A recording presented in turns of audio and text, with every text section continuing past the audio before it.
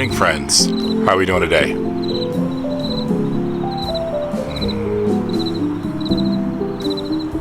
Thanks for telling me. All right, this is for you. Thought we'd have some French press coffee this morning by the water. We haven't been out by the water in a while, have we? Oh, yes. Oh, good grief. Well, whether you're seeing this in the morning or in the evening, please remember at some point today to get up, to stretch a little bit, to drink some water, to take your meds if that applies to you, to eat something if you can. And I hope that you remember that you are loved, you matter. I'm so glad you're here with me. And I hope that you have a good day. Or do what you need to do to survive the day. Cheers.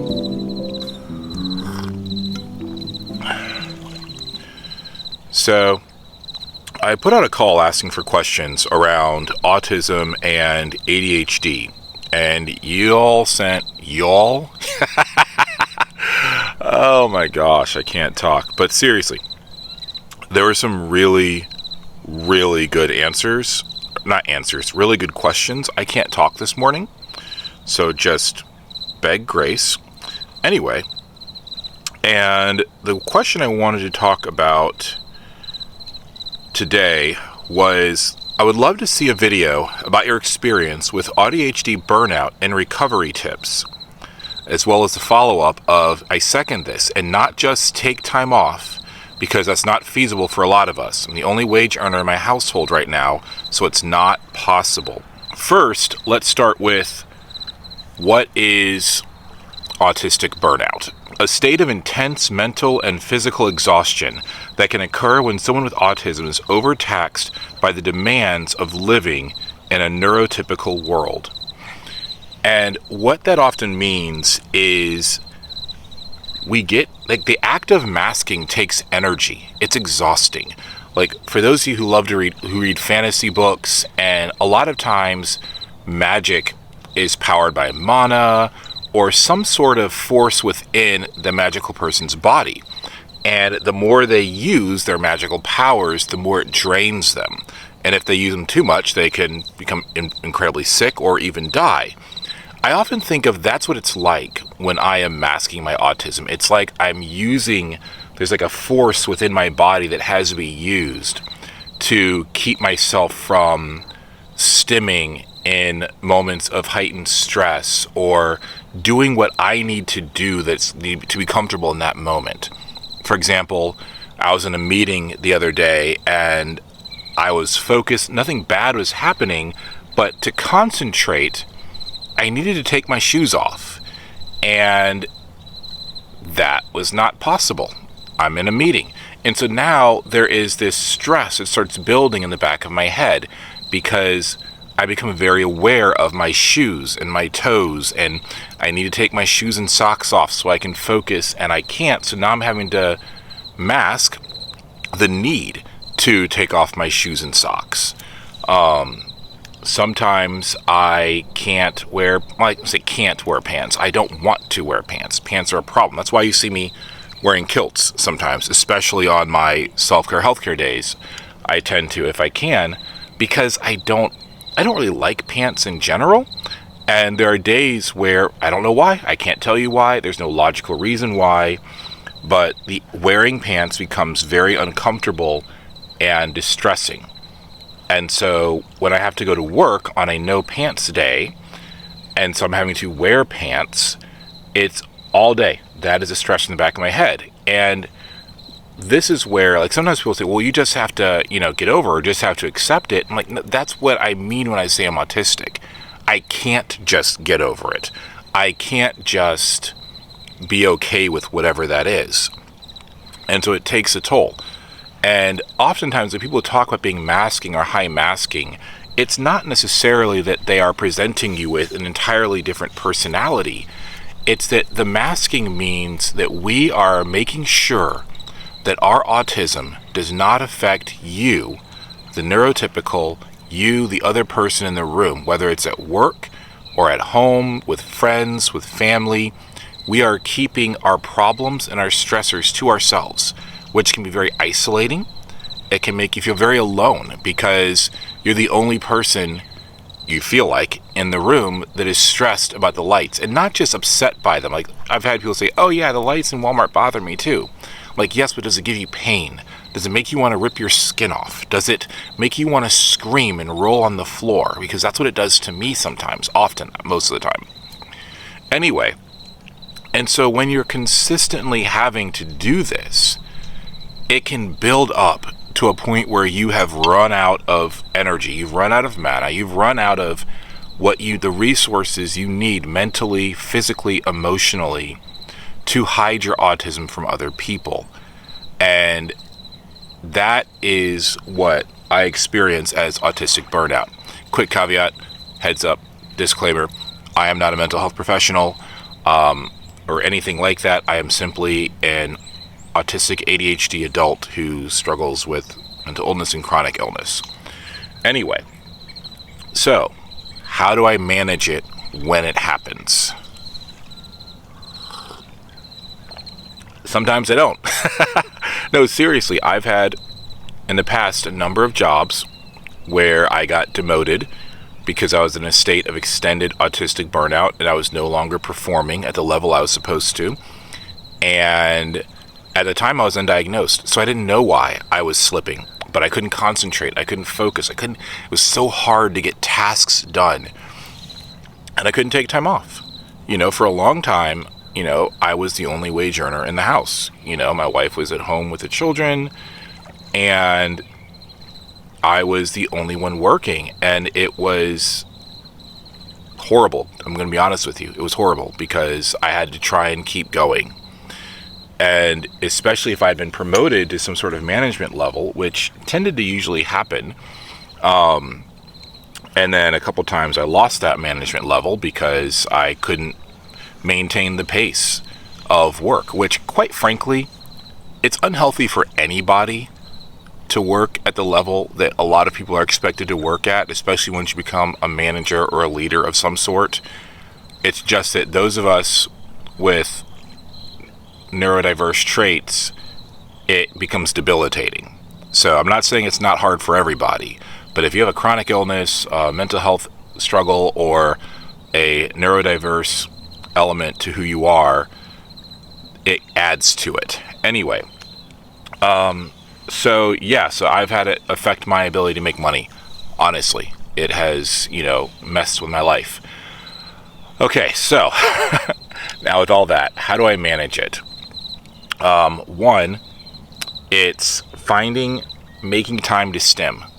So that might be going to the bathroom when I'm working, like going to the bathroom, not because I need to use the bathroom, but because I need to stim, whether that's shaking my legs or whether it's flapping my arms or rubbing. Sometimes it's rubbing my arms. Sometimes I need to do this. Oh, it feels so good.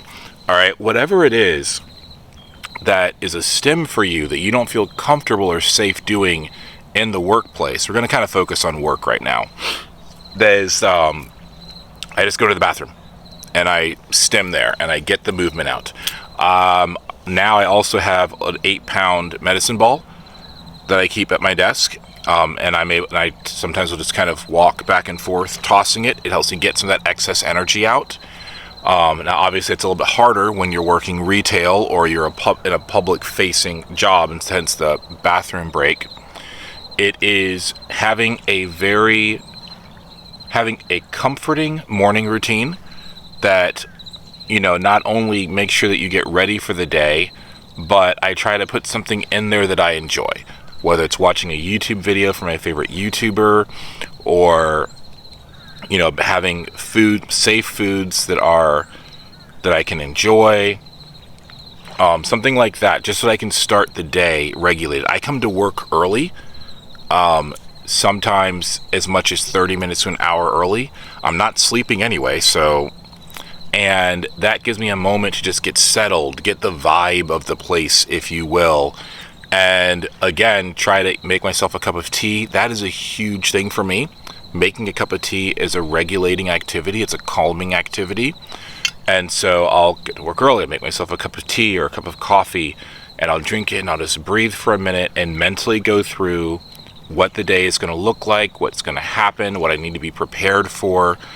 And that mental preparation really helps me get through the day, especially, like I said, like a retail job or a customer-facing job, like when I worked at Starbucks or when I worked at the bank.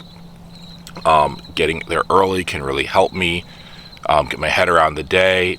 And then at the end of the day, trying to make sure that even if it's just 15 or 30 minutes, what can I do that is calming and regulating for me?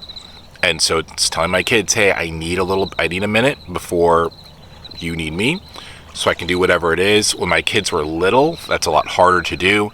And so I tried to find things I can do with them that was also regulating.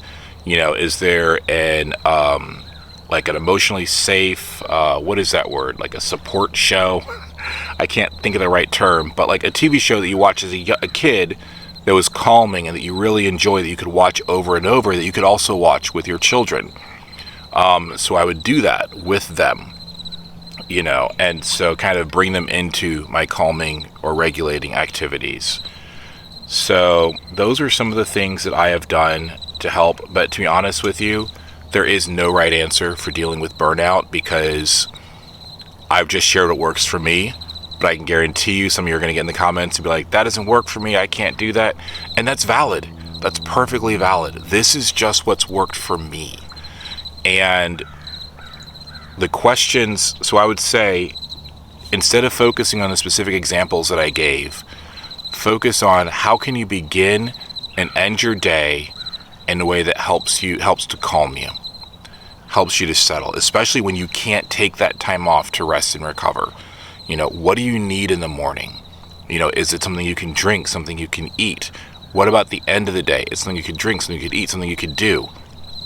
An activity, whether it's playing video games or reading a book that is comforting to you, or engaging in a hobby that is comforting to you. And sometimes that's all we can do. And sometimes there is no right answer, especially when there are people relying on us to get up and keep going and keep performing. Man, I don't know if this was helpful or not. I feel like I more just said this is a huge problem that, but I guess I've seen videos that act like, do these things and it's going to settle and solve your autistic ADHD burnout. And I felt kind of frustrated by that, because the reality is our world is not built to accommodate those of us who have these struggles. And I'm angry that we're the ones trying to come up with solutions to help us when we're the ones who need the help.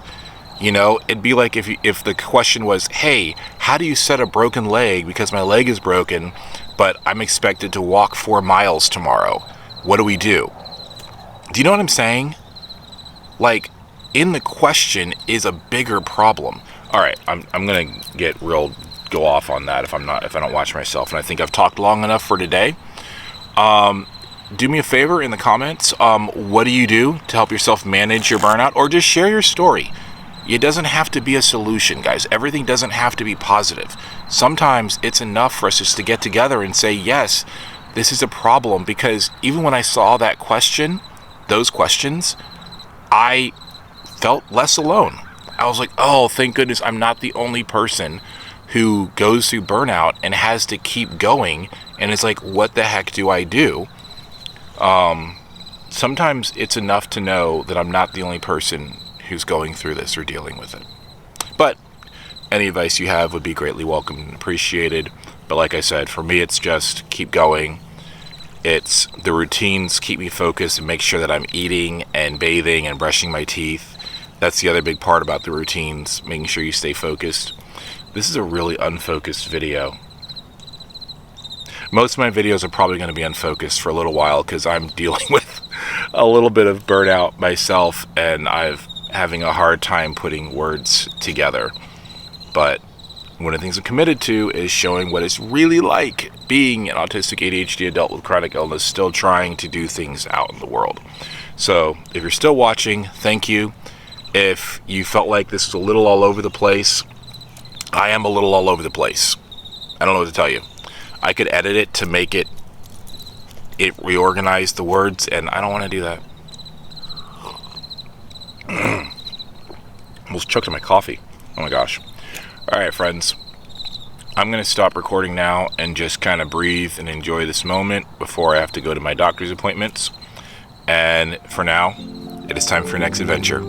I'll miss you. I love you. Cheers.